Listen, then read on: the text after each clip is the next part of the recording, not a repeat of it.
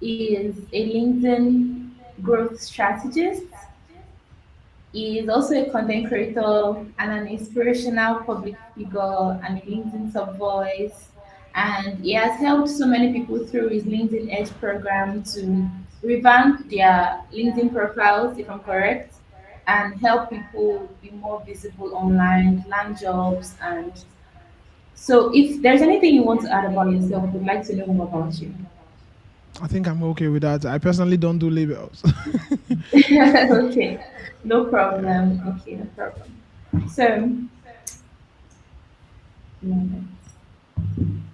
So, in terms of LinkedIn, yeah, the first question we have, as we discussed earlier, is how does somebody build a credible LinkedIn profile, particularly if they are beginners, they don't have good, you know, work experience, and they're trying to appear like a credible authority figure in the workspace in their industry. How does someone do that? Okay, thank you for that question. I do hope you can hear me loud and clear. Yeah, I do. I can. Okay, so how do you build a credible LinkedIn profile?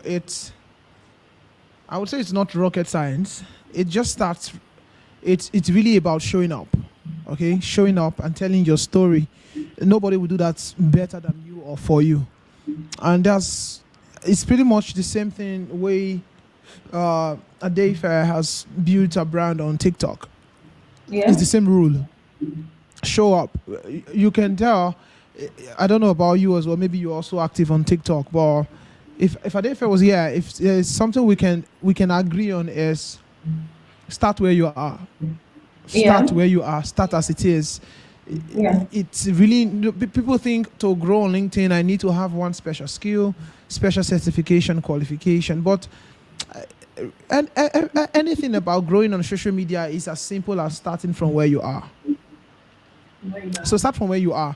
If you're a student, tell your story on a journey to if you. So for example, I saw a video by Lara Costa, and I agree with what she taught. Where if you are, let's say, a student, you don't have a skill yet that you're trying to sell on the platform. You can start with saying stuff like, on a journey to building XYZ, on a journey to build to help entrepreneurs do XYZ, on a journey to help freelancers get hired on TikTok, whatever it is. Just start from where you are and evolve. Then, as you add new qualifications and certification, you can now call yourself certified coach, yada yada yada. But Yeah, for yeah, real, yeah. what people, yeah, but for real, what people are concerned about is how you can help them.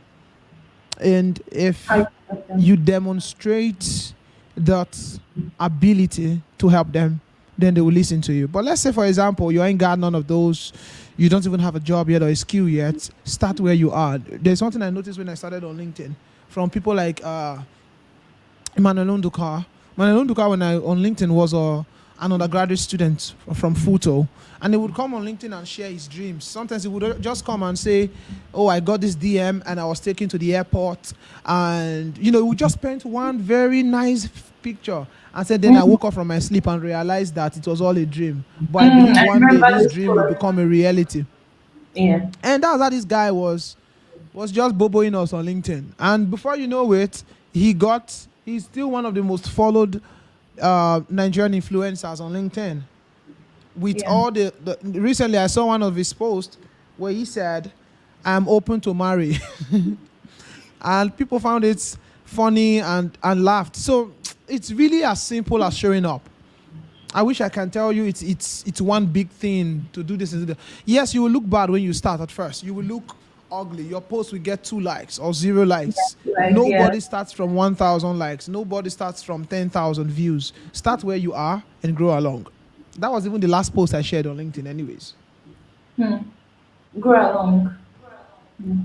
So, in terms of starting where you are and going along, you mean what about like some people?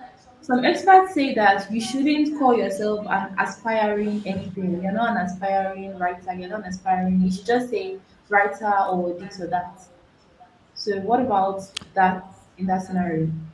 Well, I'll say something. Yeah. First, I don't want you to see aspiring or enthusiast. All right? Yeah. because nobody Googles aspiring writer. Nobody Googles AI enthusiast Yeah. when you are looking for help.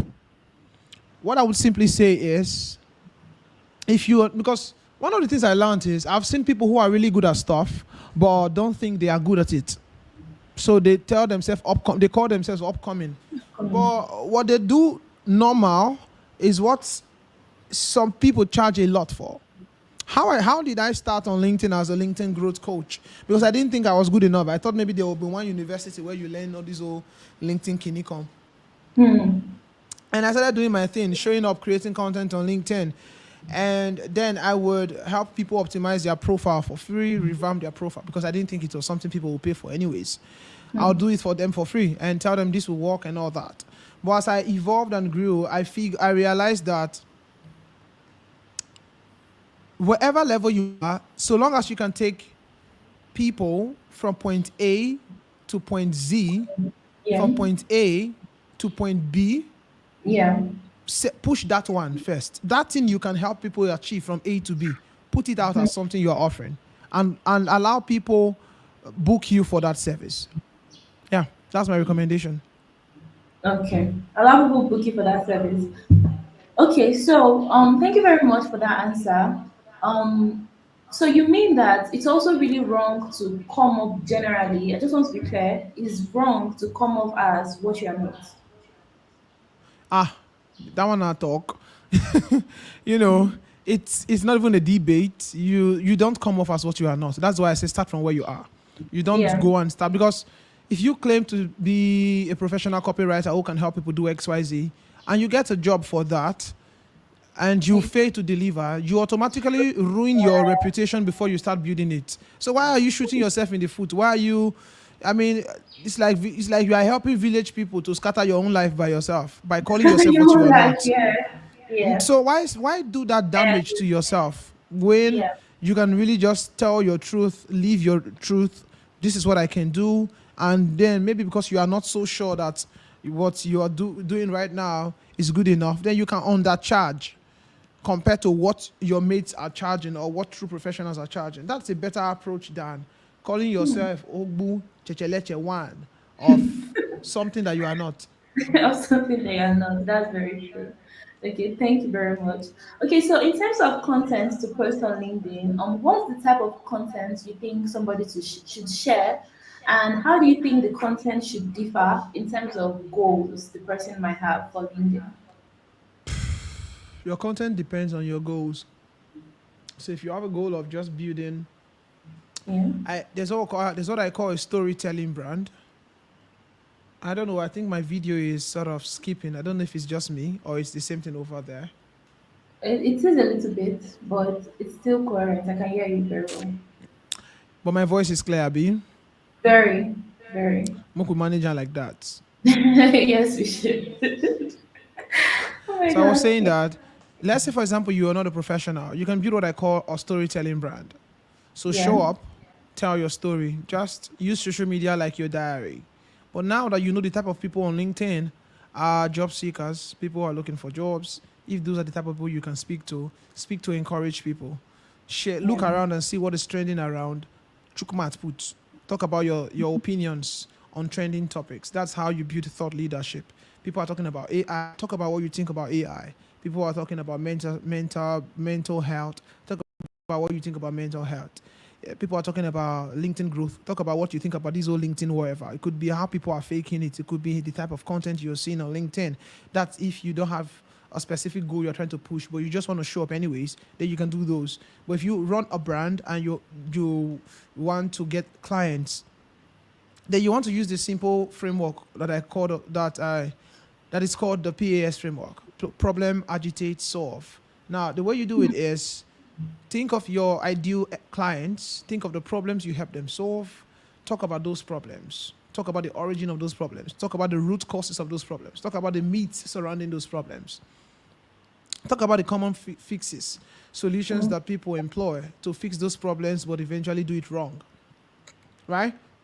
Yeah. Talk about the problem, agitate about it, and provide actionable insights and solutions with your content. By so doing, you position yourself as a go-to person who can solve that problem whenever there is a buying situation arise. Make sense? Hmm. Makes So more that's sense. what I would usually say. Think about the type of problems your audiences are interested in or are concerned about, and talk about them. All right, that's one way. Share client testimonials, share origin stories, and then of course you still have the trending topics. Mm-hmm. Ride on trending topics, chukmat put and talk your own. It's similar On this with the way people do it on TikTok. I TikTok. see Yeah.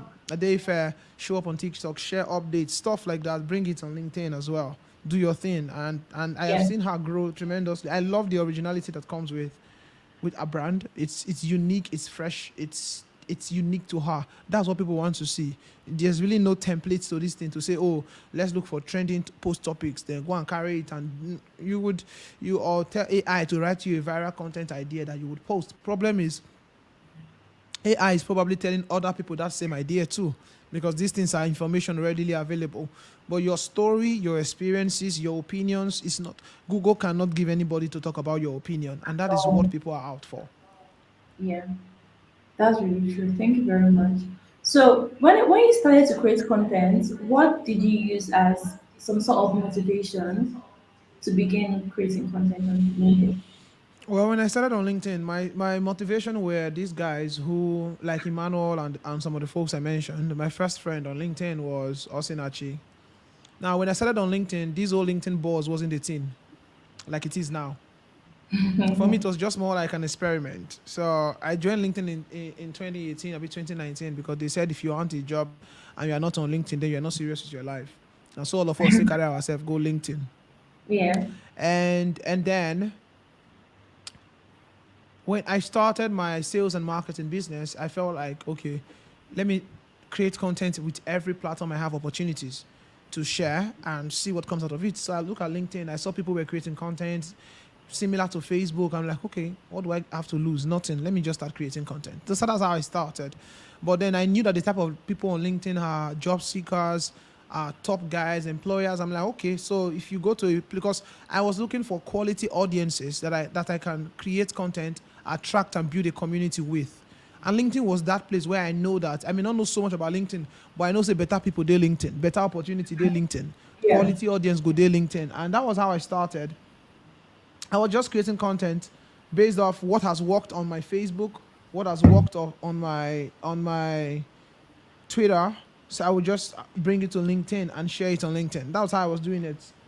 And then before you know, those days my viral content were faith-based content. There was one time I talked about why you should not throw your faith aside because you're trying to be professional. And people resonated with that post, and I got a lot of followers for it. As at that time, they were calling me LinkedIn evangelist. That was what I was known as, the LinkedIn evangelist. So my faith content got a lot of traction. Then another type of content I noticed were my storytelling content. So whenever I shared personal encounters about, oh, how I used to be broke, but now uh, I made my first million and I decided to give it to God, stuff like that. Yeah. People began to resonate with my story, how I used to look for a job. Even to date, this content still resonates with my audience. So those were the other type of content I started to share, personal stories. But I did not have a specific strategy to get a job. But this story type of content got me the attention. So the idea I was using then was look for what people would like to hear me say it and get their attention. Then retain that attention, ultimately convert that attention by telling them how I've helped XYZ solve a problem and how I can help them. Because if you show people how you can help them, they would ultimately come for you. Hmm. Yeah, so yeah. Okay. Thank you very much. So since that's the approach you took, I mean, I want to believe that do you have like a team for your content, or do you do everything alone so far? I do everything alone. Yeah, I don't do. In fact, not just I do everything alone. I do everything alone, and I do everything for my clients alone. All right. So I used to do this whole one man squad thing, and I say this because people think you need all the fancy tools, fancy team, and all that. True. You only get a team when it becomes necessary, not because it's a trending thing to do. For me, I don't follow bandwagon. I follow what works for me. I tried getting a personal assistant one time for a particular of my business. It helped for the time, but later on I just figured, okay. So why I got an assistant was because of my time. I needed more Yeah. time. When I got a designer for my agency, it's because it was a much more cost effective approach. I would rather pay that money and save the time, have more time for myself. A few bucks Yeah. off my paycheck would not hurt. So Correct. it's really, as you evolve, like I said, start where you are, grow along. So in your journey of growth, you discover that you need to get an assistant, then do. You need to get a team to help with your content, do. But you see, your story, nobody tells it as good as you, except maybe you already have content you've created somewhere, but now you have a team who is helping you repurpose those content into maybe videos or test form content. Then that works. Well, otherwise it helps to understand your audience and the message that and your message, and then put those things out. Yeah. Okay, thank you very much. So, one last question about content for me. What is the best approach to content? Do you think about just the audience, what the audience wants, or do you do what you want, what you feel like you should post? I think you know what my answer will be to that already. Audience. You know, obviously now, sure. Content is about your audience. If you, from all I've said so far about resonating stories, this it's really about what your audience respond to. If you say the one you want to say, well, you will say it and have 0 likes or 0 views, and 0 responses. Social media is really about social before media, right? So think about the people before whom you're coming to put your media. Does it make sense? So think social before media. Your media is your message, your content, and all that. But the first is social, the people, society, what resonates with them. That's the idea. That's it. Okay, thank you very much. So, in your experience, what has been the best strategy to attract your ideal audience on LinkedIn? Show, not tell, right? The best way to attract your ideal audience, number one, demonstrate an understanding of the problem and demonstrate credibility in solving it. You see, these two things is it's that straightforward. Demonstrate your understanding of the problem they face, demonstrates credibility in solving that problem. Every other thing else is naserere. So, yeah. Like I said, I don't do what doesn't work. Let's keep it as simple as possible. How do I get people over is demonstrate the problem. Oh, if you're struggling to get hired, this is probably why you are having issues with. Then the next day I come and say, here's how I helped Tamilori get a job on LinkedIn after 3 months of struggling. So I've talked about the struggle, the problem, and now how I solved it. If you do these two things, talk about the problem, correcting myths, providing actionable insights, and then showing people you have helped, clients will flood you. In fact, I've done this so well that I had to pause my funnel on LinkedIn. So my funnel on LinkedIn would usually be to show client results and testimonials. Now I have a Yeah. lot of client results on my desk that um, I know if I post one of them again, my DM is going to be crowded with more people wanting my service. But now my time is booked, and I want to work with a limited number of clients within a month so that I can help guarantee results than continually churn out messages, get clients over, and my team cannot handle everything at once. Because so the point is it works like magic when you understand it. Of course, it takes a little some tweak, some practice to get a grip of it, but that's really the simplified approach to it. Okay, thank you very much. So, I was thinking, yeah, Yeah. even at the beginning of your career, there are some things there are some habits, attitudes that you had towards LinkedIn and towards work generally. Some things that you feel like people still have when they are like recent graduates just fresh out of school, because no matter how many times somebody might watch this video, they might not still understand what you mean when you say start from where you are, show clients your results, be genuine, put the effort. So, what do you think really changed your mindset? Because I know mindset is very important in terms of these things. When Sakpa beat you, they not go tell you. Yeah. So if you are willing, It's not motivation you need. Don't worry. See, thing is, one of the biggest things I've learned about life and people is when you try to advise people and say, "Oh, you should do this. You should grow on LinkedIn. You should post." Until Shege is successfully seen, some kind sense not go enter house. Some kind thought would not sink in. So I noticed that that's why I just feel like God knows what He's doing when He allows us experience tribulations, because tribulations work it in us. I don't use King James. Tribulation works patience in us, works, and that patience, that long suffering, that character is what you see. You need long suffering to business. You need to wake up, put out that content, even if nobody's gonna like it. You need to consistently showing up, even after a month of crickets. It takes long suffering to grow and thrive in business. It will not always be green every day. It will not always be success every day. It will not always be clients every day. But if you quit, what are you quitting to? I always tell people, you never quit what is working to what is not working. Never quit what is working to what guarantees nothing. Because there's nothing that comes out of quitting. If you quit yeah, because you posted in 1 month and you ain't getting no jobs, guess what? Where you they quit go, work day there.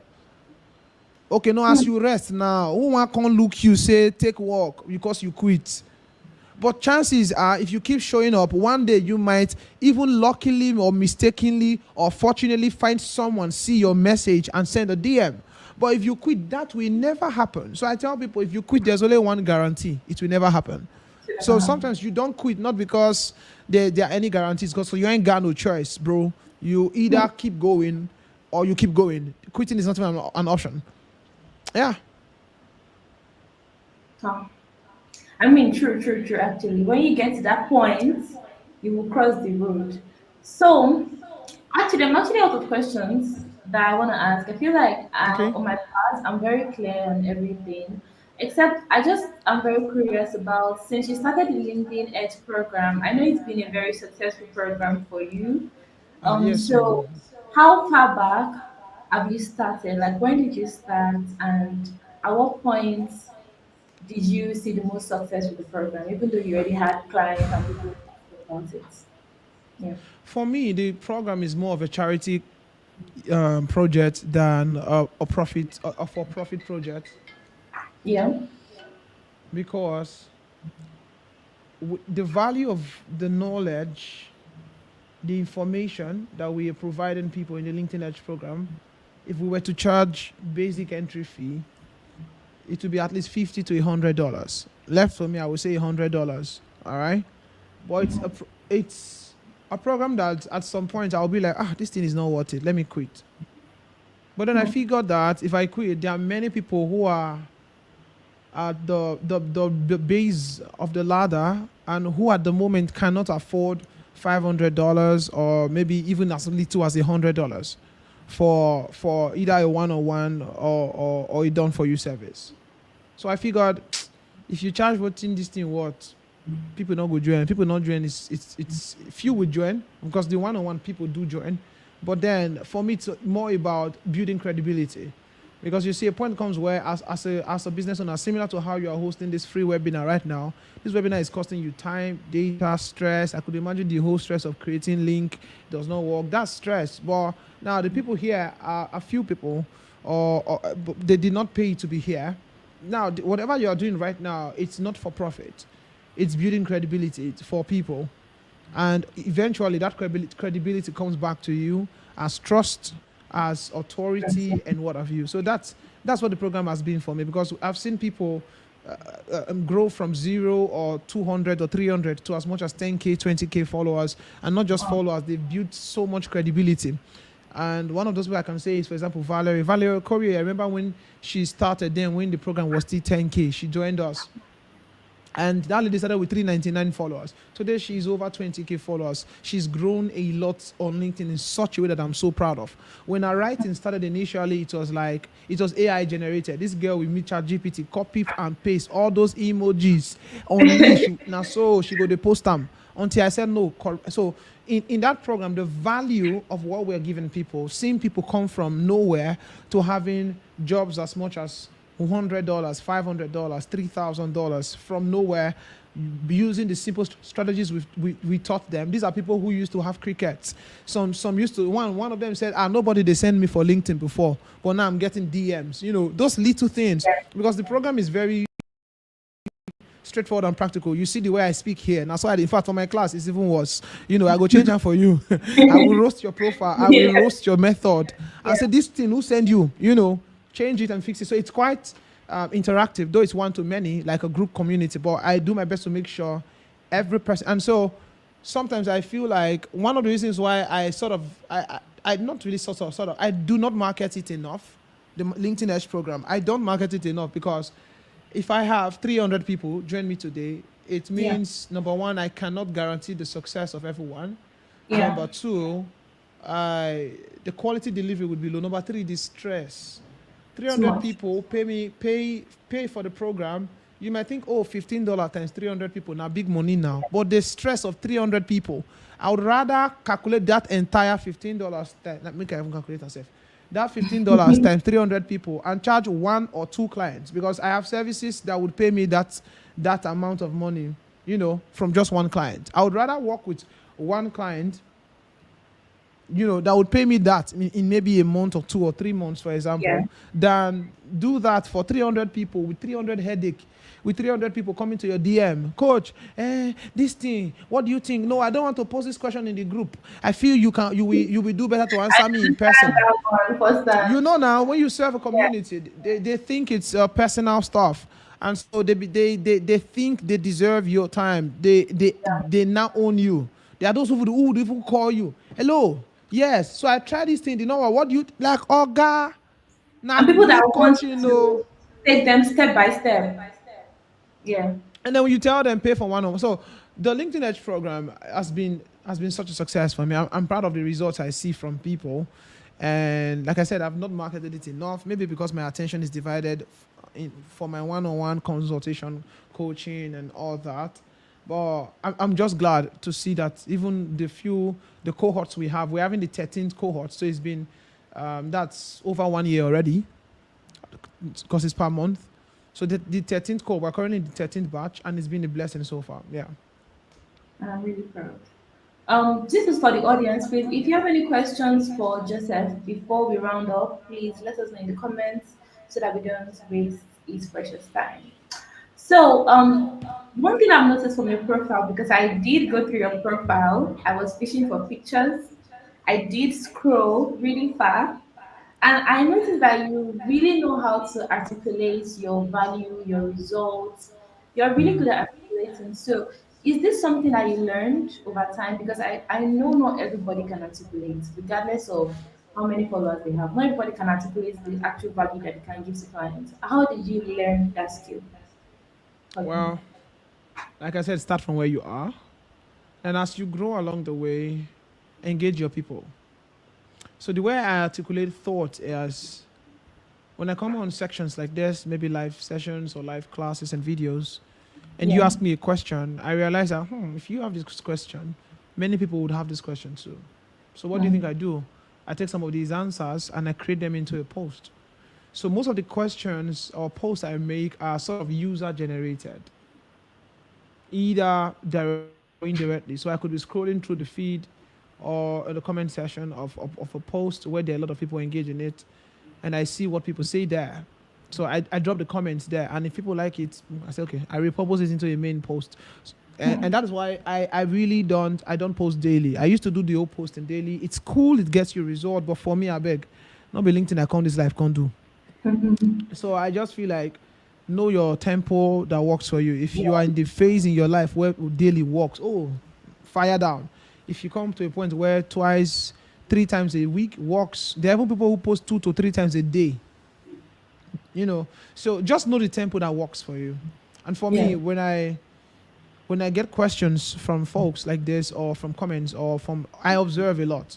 And I see what people are talking about, and then I create content that responds to what they're already talking about. And that's why it resonates so much with you when you go through them, because they're not just something I see somewhere, I say, what should I post today? Let me post up. So I don't just create posts. If I ain't got nothing to say, I don't show up. Even when I have a plan to show up, if what I'm planning to say is not entering yet, I go rest.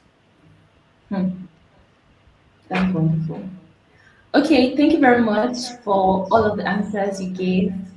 They were You're like welcome. one of the most actionable things I've heard today. I wasn't expecting this webinar to be this short, but you answered everything so quickly. So I also learned a lot. So I also don't have any comments in the comment section, so there are no questions. Okay. And I think I've learned a lot. So rounding up, I'm really grateful and thankful that you're able to show up today with everything we've been through this evening. And I'm really happy to have you. We are all really happy to have you here. Thank And you for having me. yeah, I think this is the end of it. No questions till now. Thank you very much, Joseph, for taking out Awesome. the time today. It's a Yes, pleasure if being anybody here. has any further questions, please still add it and I'll answer after